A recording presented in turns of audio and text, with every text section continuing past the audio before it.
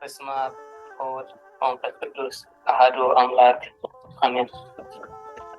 ዜማ ቤተ ክርስቲያን። ዜማ ወይ መዝሙር ኣብ ቤተ እግዚአብሔር ካብ ዘመነ ብሉያት ሒዙ መግለፂ ስርዓተ ኣምልኾ ኣምላኽ ኮይኑ ይግልገለሉ ዝነበረ መንፈሳዊ ስነ ጥበብ እዩ።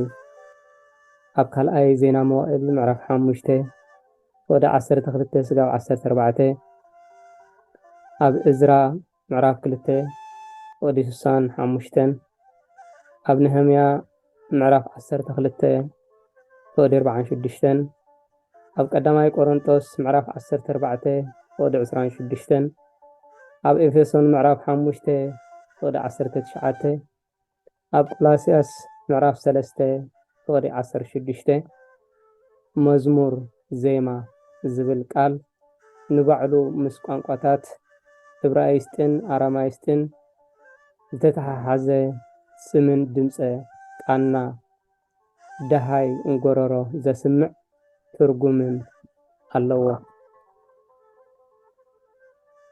ኣብ ሃገርና እቶም ካብ ወፃኢ ዝመፁ ቅዱሳን ይኹኑ ክርስትና ዝተቐበሉ ክኢላታት ደቂ ሃገር ዘዚምዎ ዓይነት ምህልላን ውዳሴን ወይ ከዓ መንፈሳዊ ደርፊ ማህሌት ወይ ከዓ ሕላይ ብትግረ ደርፊ ካልኣይ ሳሙኤል ምዕራፍ 6 ወዲ 5 ወይ ኣብ መዝሙር 149 ወዲ 3 ኣብ መዝሙር 150 ወዲ 4 ከም ዝነበረ ዝእምት ካብ ቀደም ክሳብ ሎሚ በብዓመቱ ክብረ በዓላት ኣብ ገዳማትን ኣድባራትን ብምእመናን ዝዝውተር መንፈሳዊ ደርፍታት ተሓንበለ ውዳሴታትን ትልሂታትን ናብ ትውልደ ትውልድ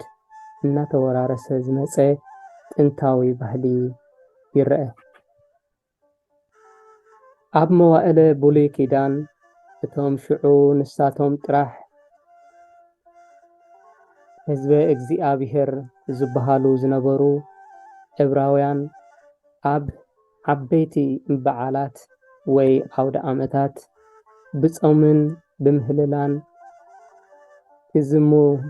ከዚምዎም ዝተሰርዑ ናይ ዜማ መዝሙር ቅኔ ወይ ከዓ ግጥምን ስዲ ንባብን ትሕዝቶ ዘለዎም ኣብ ግዜ ዕንወት ሃገር ምፍራስ ቤተ መቅደስ ሞት ዓበይቲ ሰባት እናስተንተኑ ብዜማ ሓዘን ወይ መዝሙረ ሓዘን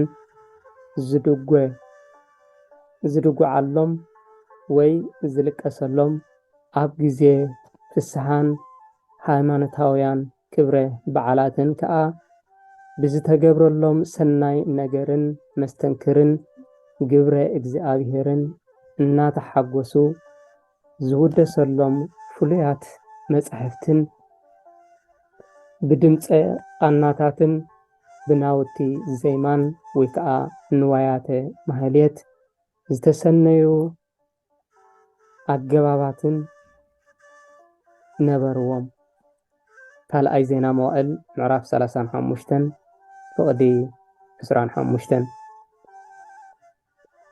ወይ ከዓ ኣብ ኤርምያስ ምዕራፍ 9 ወዲ 10 ኣብ ሕዝቅኤል ምዕራፍ 2 ወዲ 9 ኣብ ቀዳማይ ሳሙኤል ምዕራፍ 10 ወዲ 5 ኣብ ካልኣይ ሳሙኤል ምዕራፍ 6 ካብ 5 ስጋብ 15 ካብቶም መጻሕፍተ ዜማ ሓደ ደጓ ኤርምያስ ወይ ሰቆቃወ ኤርምያስ ምጥቃስ ይከኣል።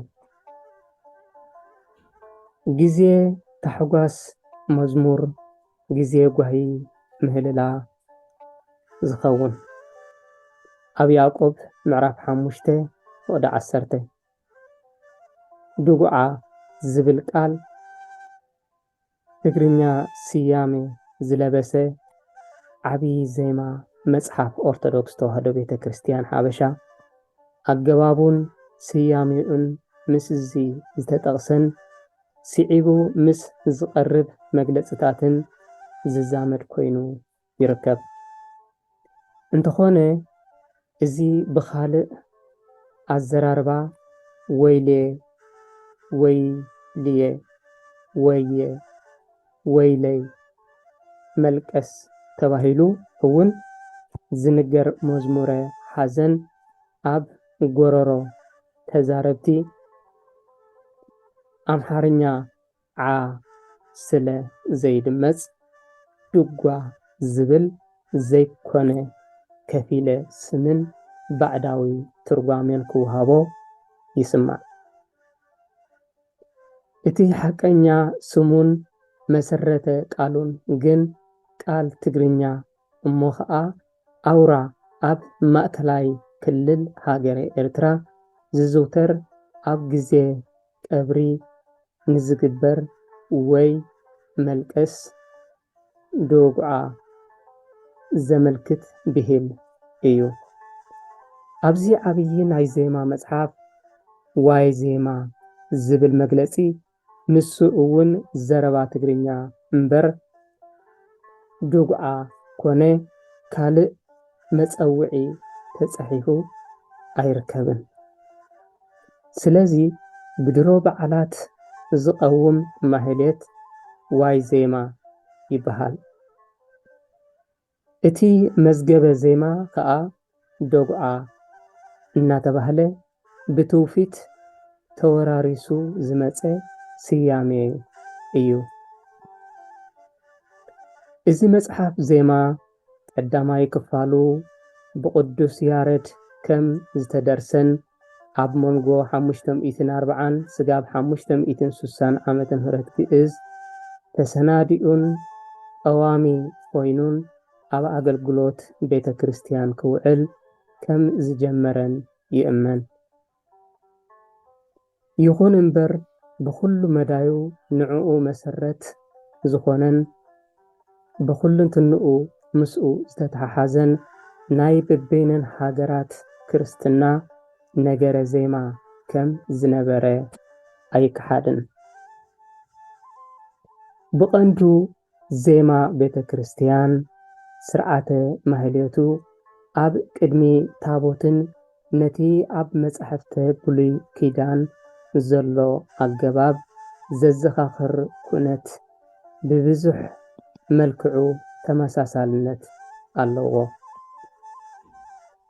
ካብ ቅውም ዜማ ድጉዓ ጀሚሩ በብዘመኑ እናተመዓራረየን እናተወሃሃደን ዝመጸ ደባትር ውሉደ ክህነት ኣብ ቅድሚ ታቦት ኣምላኽ ዝመረሉ ጸናጽል ኣብ ቤተ ክርስቲያን ግብጺ ልሙድ ከም ዝነበረን ምስኡ ዝምድና ከም ዘለዎን ይንገር። ደብተራ ዝብል ቃል መሰረተ ትርጉሙ ድንኳን ማለት ኮይኑ ብመሰረት እቲ ምስ ዕብራውያን ዝነበረ መጽሓፍ ቅዱሳዊ ርክብ ተኣሳሲሩ ኣብ ቤተ ክርስቲያን ንዘገልግል ኣብ ደብተራ ወይ ከዓ ድኳን ከም ዘገልግል ተሓሲቡ ዝወፀ ስም እዩ። ኢያሱ ምዕራፍ 33 ፍቅዲ 20 ወይ ኤርምያስ ምዕራፍ 10 ፍቅዲ 10 መጽሓፈ ዮዲት ምዕራፍ 6 ፍቅዲ 10 ወይ ምዕራፍ 10 ፍቅዲ 20 አንትሙ ይእዜ ካህናት በቅድመ ህዝብኩሙ ወአንቱ ሙሴ ሌዋውያን ላእካነ ደብተራ ቅድስት እንታይ እቲ ቤተ ክርስቲያን ቅድስት። ብካልእ መዳይ ኣብያተ ክርስቲያን ሶርያ፣ ግብፂ፣ ቁስጥንጥንያ፣ ሮማይስጥ ኣብ ጸሎተ ቅዳሴን ስብሓታትን ዘዘውትርዎ 8 ምልክት ቃናታት ዘለዎ መዝሙረ ዜማ ምስ ዝተወሰነ መሳርሒ ሙዚቃ ካብ ጥንቲ ከም ዝጸንሐ ቤተ ክርስቲያን ሓበሻ ድማ ብላዕለዋይ መንፈሳዊ መሪሕነትን ወይ ጵጵስና ሓደ ስርዓታትን ምስ ግብፂ ብወገን ጸሎተ ቅዳሴን ፍሉይ ዓይነት ዜማታትን ምስ ሶርያዊት ቤተ ክርስቲያን ዘራኽብ መገዲ ከም ዘለዋ ካብ ትሕዝቶ ድርሰታት ዜማኣ ይፍለጥ። ኩሉ እዚ ኣብ ኣግኣዚት ቤተ ክርስቲያን ወይ ኤርትራ ከምኡ እውን ኢትዮጵያ ዘሎ ቀዋሚ መሳርሒ ዜማ መቆምያ፣ ከበሮ፣ ጸናጽል ምስኡ 3 ዓይነት ዜማ ግዕዝ፣ እዝል፣ ኣራራይ ምስቲ 8 ጥራሕ ዝነበረ ናይ ቀደም ምልክት ዜማ ንሱ ከዓ ደረት፣ ጽሕጋር፣ ትሕዞ፣ ርኽርኽ፣ ኪደት፣ ቁርጺ፣ ድፍኣት፣ ቅንዓት ኣብ ዕብራይስጥ ሱሩስት፣ ቅብጢ፣ ጽርዕ ስሩዕ መንፈሳዊ ኣገልግሎት ይፍጸመሉ ስለ ዝነበረ በብግዚኡን በብመዳዩን ኣብ ሃገርና ተኣታትዩ ኣብ ሓደ ውህደት ከም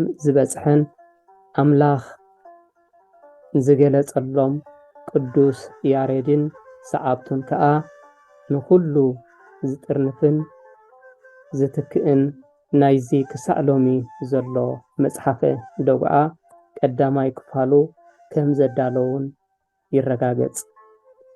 እዚ መሰረታዊ ዜማ ቤተ ክርስቲያን ኮይኑ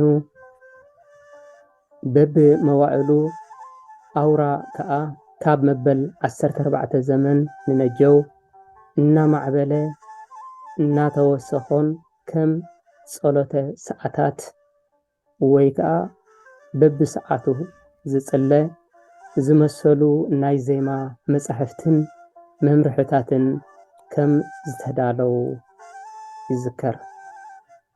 ኣራይ ካብ ዝቐፂሉ ዝቐርብ ቀዳሞት ማእከላት ምዕባለ ክርስትና ዝብል ክኸውን እዩ። ስለ ዝነበረና ግዜ እግዚአብሔር ኣምላኽ ዝኸበረን ዝተመስገነን ይኹን።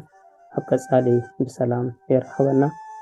ስብሐት ለእግዚአብሔር ወለወላዲቱ ድንግል ወለመስቀሉ ክቡር ይተአኮት ወይሰባሕ።